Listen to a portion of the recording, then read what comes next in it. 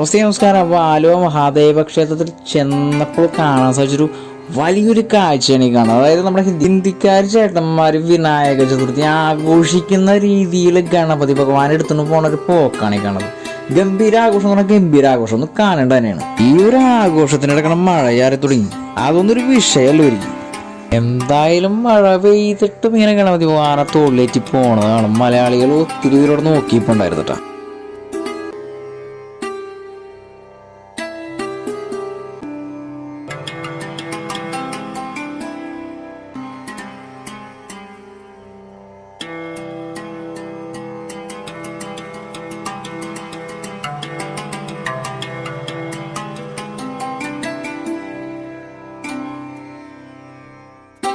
ന്മാരും വിനായക ചതുർത്ഥി അടിച്ച് പൊളിച്ച് ആലുവയിൽ ഒരു ഗംഭീര വൈബായിരുന്നു. അവരുടെ ആഘോഷം, അവരുടെ സന്തോഷം.